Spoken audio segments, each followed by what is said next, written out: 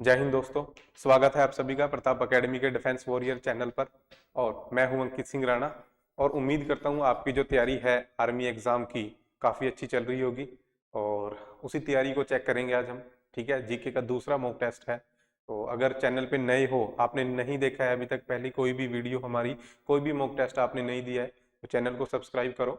और आपको प्लेलिस्ट अलग से, साइंस के मॉक टेस्ट की प्लेलिस्ट अलग से मिल जाएगी, और जीके के जो मॉक टेस्ट अभी तक हमने लिए हैं वो प्लेलिस्ट आपको अलग से मिल जाएगी। तो एक बार आप जरूर चेक करो, ठीक है ना। तो चलिए शुरू करते हैं, आपकी तैयारी देखते हैं क्या चल रही है क्या नहीं चल रही है। और अगर फ्री स्टडी मटेरियल कोई भी आर्मी एग्जाम से रिलेटेड आपको चाहिए तो आप इस नंबर पर व्हाट्सएप कर सकते हो, ठीक है ना। कॉलिंग नंबर नहीं है ये, ठीक है, कॉल मत करना इस पे आप व्हाट्सएप कर सकते हो, ठीक है। नंबर को सेव करना है आपने और व्हाट्सएप करना है हेलो हाय कुछ भी लिख के, ठीक है। जय हिंद लिख के आप मैसेज कर सकते हो, ठीक है ना। जय हिंद लिख के आपने मैसेज करना है और आपको, ठीक है ना, फ्री स्टडी मटेरियल या कोई भी हमारी वीडियो, कुछ भी हम टेस्ट वगैरह भी अगर कंडक्ट करते हैं तो आपको यहाँ पे मिल जाया करेगा, ठीक है। और साथ में इंस्टाग्राम पे अगर कोई क्वेरी है तो इंस्टाग्राम पे भी आप हमें मैसेज कर सकते हो, ठीक है ना। और क्विज वगैरह देने के लिए आप स्टोरीज वगैरह चेक करते रहा करो, ठीक है ना। तो इंस्टाग्राम पे भी जरूर फॉलो करें अगर आप इंस्टाग्राम यूज करते हैं, ठीक है। तो चलिए शुरू करते हैं फिर पहले प्रश्न से। पहला प्रश्न क्या है आपका? सत्यार्थ प्रकाश किसकी रचना है? सुपर इंपॉर्टेंट प्रश्न है, काफी एग्जाम्स में देखा जा चुका है प्रश्न है ये। सत्यार्थ प्रकाश किसकी रचना है? तो आपने वीडियो को पॉज करना है और क्वेश्चन अटेम्प्ट करना है। ये चार ऑप्शन आपके पास है: महर्षि वेद व्यास, स्वामी दयानंद सरस्वती, स्वामी विवेकानंद और स्वामी शंकराचार्य, ठीक है। तो इसका सही आंसर क्या है? इसका सही आंसर है स्वामी दयानंद सरस्वती, ठीक है। स्वामी दयानंद सरस्वती की रचना है सत्यार्थ प्रकाश। और इससे रिलेटेड हम क्या याद रख सकते हैं, क्या प्रश्न याद रख सकते हैं? देखो, स्वामी दयानंद सरस्वती ने, आपने याद रखना है, 1875 में मुंबई में, ठीक है ना, मुंबई में आर्य समाज की स्थापना की थी। आर्य समाज की स्थापना, जो काफी बार एग्जाम में पूछा जा चुका है कि आर्य समाज की स्थापना किसने की थी, तो आर्य समाज की स्थापना की थी स्वामी दयानंद सरस्वती ने, याद रखना है आपको, ठीक है। और अगर आपसे पूछा जाए कि स्वामी दयानंद सरस्वती ने आर्य समाज की स्थापना कहाँ की, मुंबई में, कब की, 1875 में, ठीक है ना। और इसके अलावा हम स्वामी दयानंद सरस्वती से रिलेटेड हम और क्या याद रख सकते हैं? तो अगर आपसे पूछा जाए कि वेदों की ओर लौटो का नारा किसने दिया, वेदों की ओर लौटो का नारा किसने दिया? वेदों की ओर लौटो का नारा दिया था स्वामी दयानंद सरस्वती ने, ठीक है ना। वेदों की ओर लौटो का नारा किसने दिया? स्वामी दयानंद सरस्वती ने दिया, ठीक है। आपने याद रखना है ये, ओके। नेक्स्ट, विश्व स्वास्थ्य संगठन WHO का मुख्यालय कहां पर है? तो लास्ट वीडियो में भी मैंने ये आपको बताया था कि अगर आपसे कभी पूछा जाए कि विश्व स्वास्थ्य संगठन का मुख्यालय कहां पर है, तो आंसर क्या होगा? तो उसका राइट आंसर होगा जनेवा, ठीक है ना, जनेवा। और जनेवा कहां पर है? जनेवा है स्विट्जरलैंड में, याद रखना है आपने। जनेवा कहां पर है? स्विट्जरलैंड में है। और WHO के बारे में मैंने लास्ट वीडियो में भी आपको बताया था। WHO संगठन की स्थापना कब हुई? तो 1948 आपको याद रखना है, ओके। नेक्स्ट, मोतियों की नगरी किसे कहा जाता है? काफी इंपॉर्टेंट प्रश्न है। तो ये चार ऑप्शन आपके पास है, आपने अटेम्प्ट करना है। वीडियो को पॉज करो और क्वेश्चन अटेम्प्ट करने की कोशिश करो। राइट आंसर इसका है हैदराबाद, ठीक है ना। मोतियों की नगरी किसे कहा जाता है? हैदराबाद को कहा जाता है, ठीक है। और हैदराबाद कहाँ पे है? हैदराबाद है तेलंगाना में, ठीक है। हैदराबाद कहाँ पे है? तेलंगाना में है। और हैदराबाद मूसी नदी के किनारे है, ये भी आपने याद रखना है। और तेलंगाना का सीएम कौन है? तेलंगाना का मुख्यमंत्री है चंद्रशेखर राव, आप ये भी याद रख सकते हो, ठीक है ना। तेलंगाना का मुख्यमंत्री कौन है? चंद्रशेखर राव। और तेलंगाना में कौन सी भाषा बोली जाती है? तो तेलंगाना में भाषा बोली जाती है तेलुगु, ठीक है। ये भी आप याद रख सकते हो, तेलुगु भाषा बोली जाती है, ठीक है। और हैदराबाद कौन सी नदी के किनारे है? हैदराबाद है मूसी नदी के किनारे।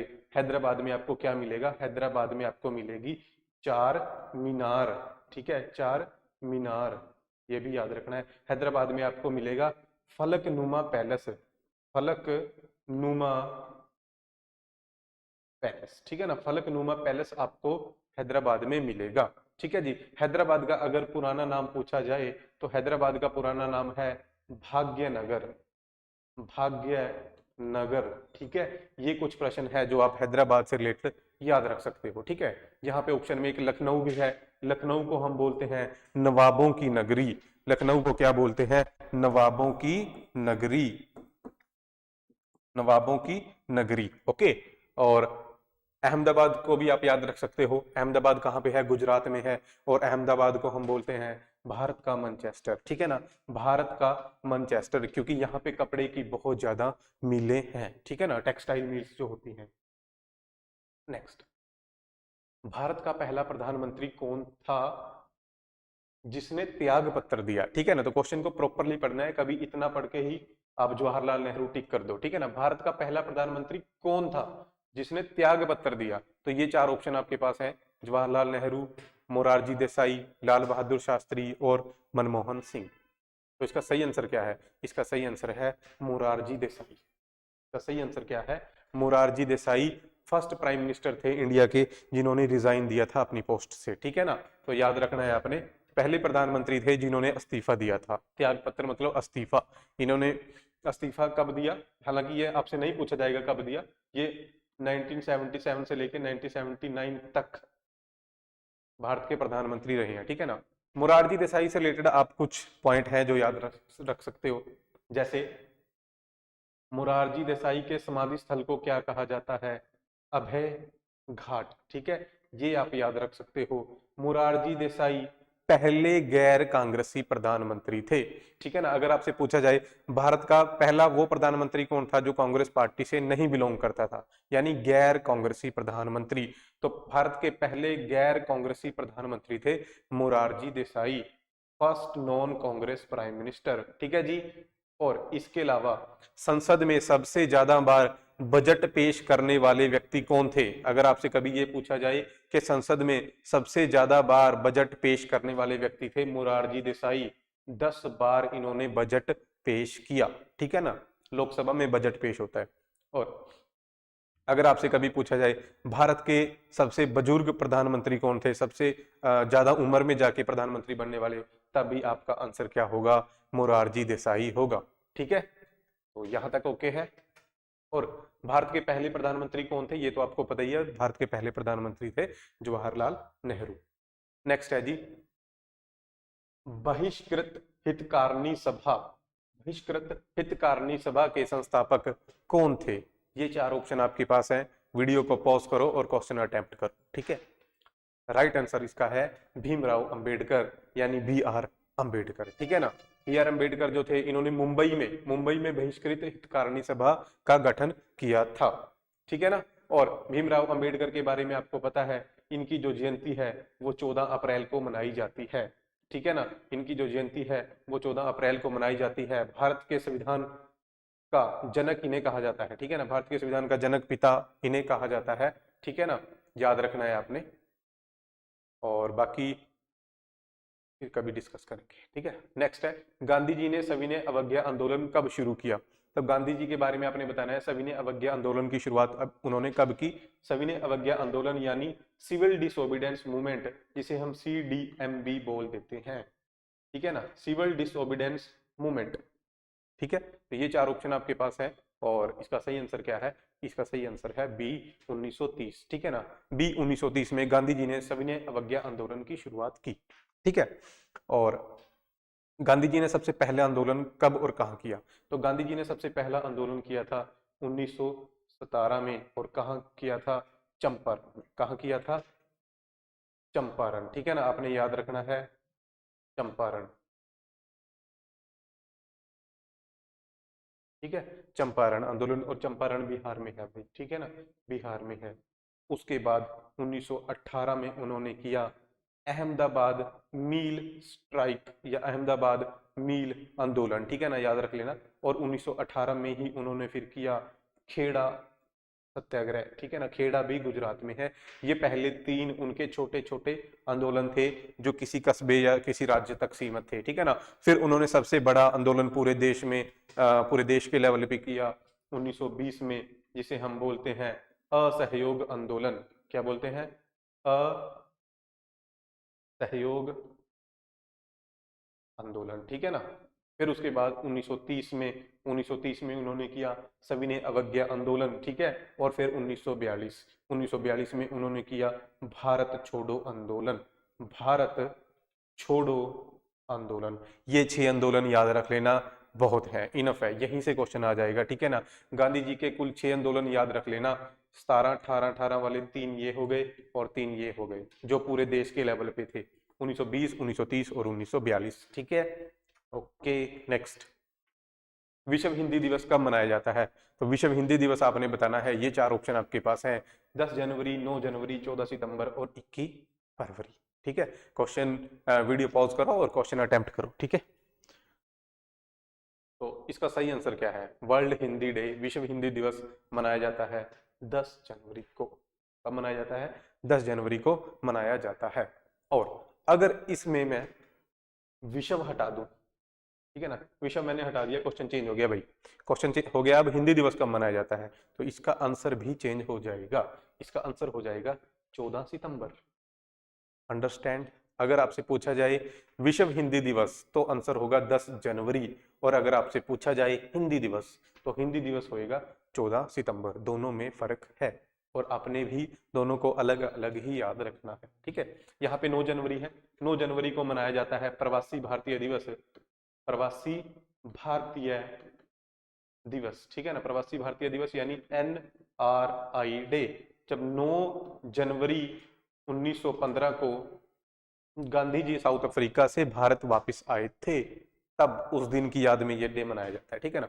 21 फरवरी को हम मनाते हैं मातृभाषा दिवस, मदर टंग डे, या मातृभूमि डे, सॉरी मातृ भाषा दिवस, ठीक है ना, मातृभाषा दिवस, जो हमारी पंजाबी में हम इसको बोलते हैं माँ बोली दिवस, ठीक है ना, माँ बोली दिवस, ठीक है। तो मातृभाषा दिवस आपने याद रखना है, मातृभाषा दिवस, ठीक है। नेक्स्ट, विश्व की सबसे गहरी झील कौन सी है? विश्व की सबसे गहरी झील, ठीक है ना। तो गहरी झील आपने बतानी है, ये 4 ऑप्शन आपके पास हैं, बाइकल झील, सुपीरियर झील, कैस्पियन सागर और वोल्टा झील, ठीक है। तो सही आंसर इसका है बाइकल झील, ठीक है ना। बाइकल झील जो है विश्व की सबसे गहरी झील है, और ये कहाँ पे मिलेगी आपको? ये मिलेगी आपको रूस में, ठीक है ना। और रूस अभी तो बहुत ज्यादा न्यूज में है, पता है आपको, यूक्रेन के ऊपर अटैक किया है, तो वो सारा सारा दिन न्यूज में यही चल रहा है, यूक्रेन और रशिया की लड़ाई, तो रशिया में है ये आपको, ठीक है ना। और यहाँ पे ऑप्शन और देखो आप, काफी इंपॉर्टेंट ऑप्शन है इसके, तो एक एक करके देख लेते हैं। देखो, जो झील होती हैं वो 2 तरह से आप देख सकते हो, उनके पानी के हिसाब से, ठीक है ना, उनके पानी के हिसाब से, वाटर के हिसाब से। अगर पानी फ्रेश है, ताजा है, तो हम उसको मीठा भी बोल देते हैं, ठीक है ना। तो मीठे पानी की अगर आपसे पूछा जाए कि विश्व की, संसार की सबसे बड़ी फ्रेश वाटर लेक यानी ताजे पानी की झील यानी मीठे पानी की झील, तो आंसर उसका हो जाएगा सुपीरियर झील, ठीक है, ताजे पानी की, ठीक है, ताजे पानी की। विश्व की सबसे बड़ी ताजे पानी की झील कौन सी है? सुपीरियर झील, ठीक है। और अगर आपसे पूछा जाए कि विश्व की सबसे बड़ी खारे पानी की झील, खारा पानी, ठीक है ना, तो वो हो जाएगी कैस्पियन सागर, ठीक है, तो वो हो जाएगी खारे पानी वाली कैस्पियन सागर, ठीक है। तो दोनों याद रखनी है आपने। अगर आपसे पूछा जाए विश्व की सबसे बड़ी ताजे पानी की झील, तो वो हो जाएगी सुपीरियर, और अगर आपसे पूछा जाए विश्व की खारे पानी की सबसे बड़ी झील, तो वो हो जाएगी कैस्पियन सागर। और अगर इन दोनों में से पूछा जाए कि सबसे बड़ी झील कौन सी है, ठीक है ना, आपको नहीं पूछा कि खारी कौन सी है और मीठी कौन सी है, आपको डायरेक्ट पूछा है कि विश्व की सबसे बड़ी झील कौन सी है, विश्व की सबसे बड़ी झील कौन सी है, तो उसका आंसर हो जाएगा कैस्पियन सागर, ठीक है, उसका आंसर क्या हो जाएगा? कैस्पियन सागर। और यहाँ पे एक एक आंसर और है, एक वोल्टा झील, ठीक है ना, एक ऑप्शन और है वोल्टा झील। तो अगर आपसे कभी पूछा जाए कि विश्व की सबसे बड़ी मानव द्वारा निर्मित झील कौन सी है, मानव द्वारा निर्मित, ठीक है, ये जो है ये सभी के सभी कुदरती हैं, नेचुरली हैं, जो मानव ने नहीं बनाई, बट एक झील है जो मानव ने बनाई है, वो विश्व की सबसे बड़ी झील है, वो है वोल्टा झील। ये आपको मिलेगी घाना देश, और घाना देश कहाँ पे है? अफ्रीका में, ठीक है ना, अफ्रीका में है, ठीक है। बाइकल झील रूस में है, सुपीरियर झील जो है वो यूएसए और कनाडा में है, ठीक है ना, यूएसए और कनाडा के बॉर्डर पे है, ठीक है। कैस्पियन सागर एशिया में है, कैस्पियन सागर कहाँ पे है? एशिया में है और इसको 5 देशों का बॉर्डर है जो वो लगता है, ठीक है, किसी एक देश में नहीं है, 5 देशों में है, जैसे रूस हो गया, और ईरान हो गया, ठीक है ना, अजरबैजान हो गया और तुर्कमेनिस्तान हो गया, ठीक है ना, एक और है यू से उज्बेकिस्तान, ठीक है। हालांकि ये नहीं याद रखने आपको किस देश का बॉर्डर लगता है, नहीं लगता है, सिंपल। कैस्पियन सागर कहाँ पे है, एशिया में है, 5 देशों का बॉर्डर लगता है, इनफ, इतना बहुत है, ठीक है। नेक्स्ट, मनु भाकर का संबंध किस खेल से है? तो मनु भाकर का संबंध आपने बताना है, खेल के ऊपर एक क्वेश्चन डेफिनेटली देखने को मिलता है भाई, एक क्वेश्चन खेल के ऊपर डेफिनेटली आना ही आना है, ठीक है। 4 ऑप्शन आपके पास हैं, क्रिकेट, निशानेबाजी, कुश्ती या हॉकी। तो इसका सही आंसर क्या है? जो मनु भाकर है वो करनाल हरियाणा से, सॉरी करनाल नहीं, हरियाणा से बिलोंग करती है, और ये निशानेबाजी से संबंधित है। कहां से संबंधित है? निशानेबाजी इसकी गेम है, ठीक है, याद रखना है। और आपके लिए एक प्रश्न है, भारत की हॉकी महिला टीम की कैप्टन कौन है? ठीक है ना, वुमेन जो टीम है हमारी हॉकी, उसका कैप्टन आपने बताना है कौन है, ठीक है। नेक्स्ट, गोलमेज सम्मेलन कहां पर हुए थे? तो गोलमेज सम्मेलन आपने बताना है कहां पर हुए थे। ये 4 ऑप्शन आपके पास हैं, कलकत्ता, दिल्ली, पेरिस और लंदन, ठीक है ना।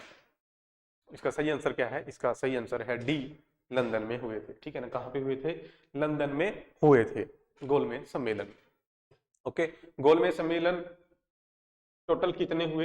तो गोलमेज सम्मेलन टोटल हुए हैं 3, याद रखना है आपने, और तीनों के 3 कहां पे हुए थे? लंदन में हुए थे।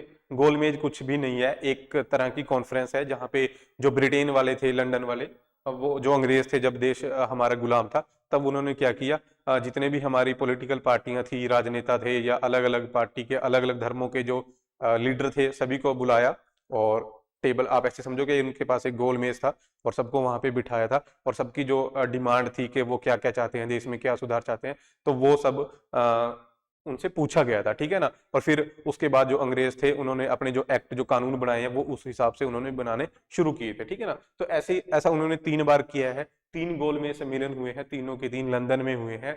और पहला, अगर आपसे पूछा जाए पहला गोल में सम्मेलन कब हुआ? 1930। और दूसरा गोल में सम्मेलन कब हुआ? 1931। और तीसरा गोल में सम्मेलन कब हुआ? 1932, ठीक है। और अगर आपसे पूछा जाए कि कांग्रेस पार्टी ने कौन से गोलमेज सम्मेलन में भाग लिया था, तो कांग्रेस पार्टी ने दूसरे गोलमेज सम्मेलन में भाग लिया था। कांग्रेस पार्टी ने दूसरे गोलमेज सम्मेलन में भाग लिया था। और अगर आपसे पूछा जाए कि कांग्रेस की तरफ से किसने गोलमेज सम्मेलन में भाग लिया, तो वो हो जाएगा गांधी जी, ठीक है ना, वो हो जाएगा गांधी जी ने दूसरे गोलमेज सम्मेलन में भाग लिया था। ओके, और अगर आपसे पूछा जाए कि कौन से भारत के व्यक्ति थे जिन्होंने तीनों गोलमेज सम्मेलनों में भाग लिया, तीनों गोलमेज सम्मेलन में भाग लेने वाले व्यक्ति थे भीमराव अंबेडकर, ठीक है ना, भीमराव अंबेडकर, ठीक है, ये आपने याद रखना है।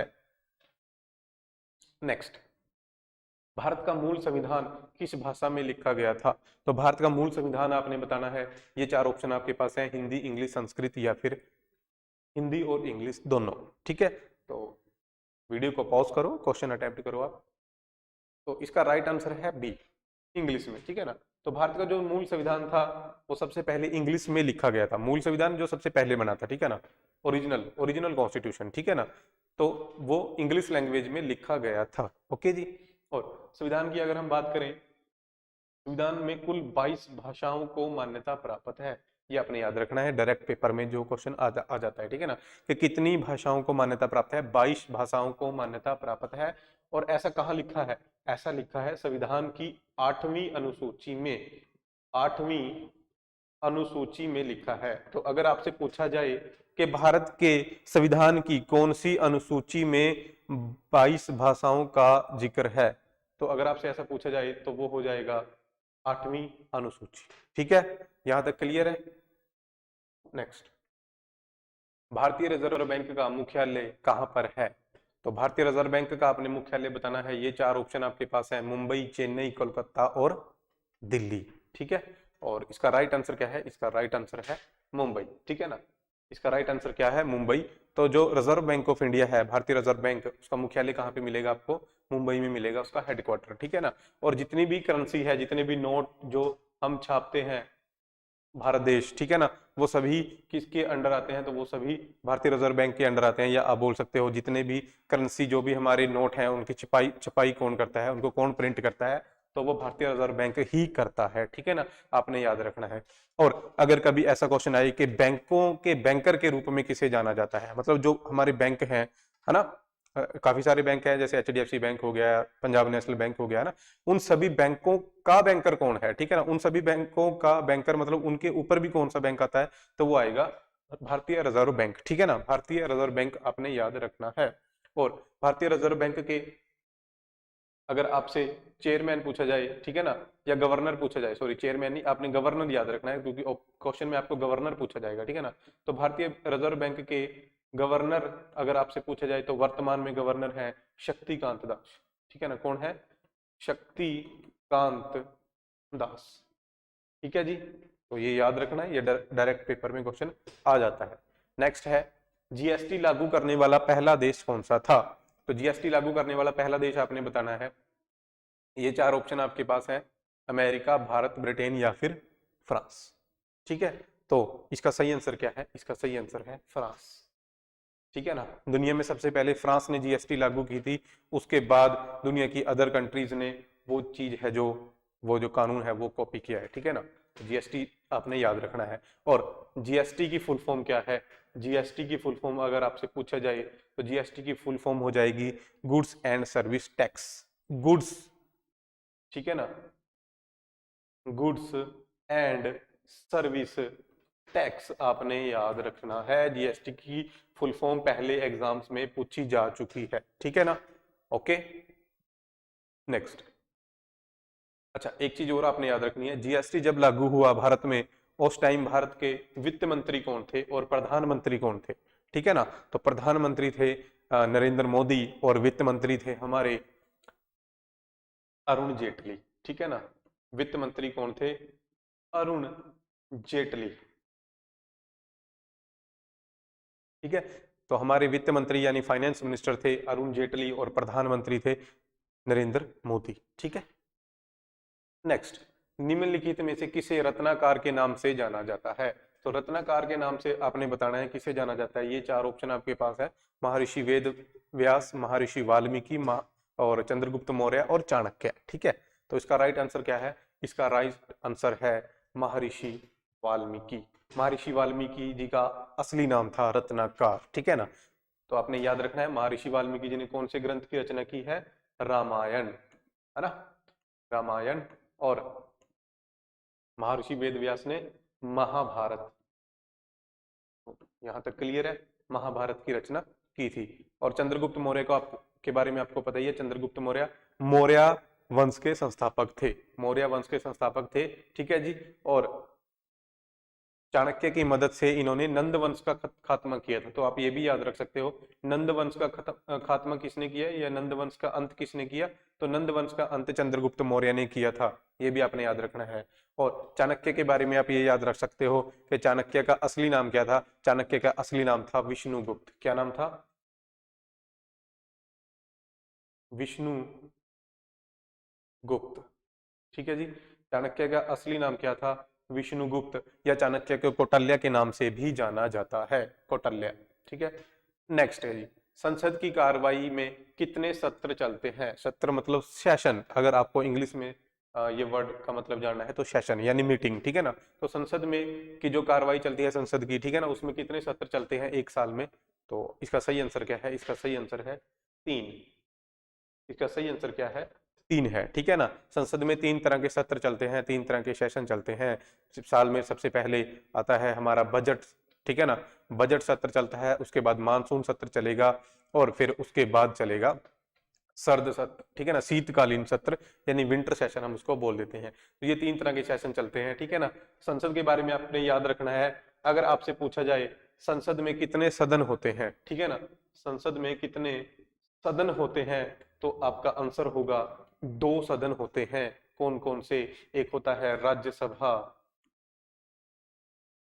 और एक होता है लोक सभा, ठीक है, ओके।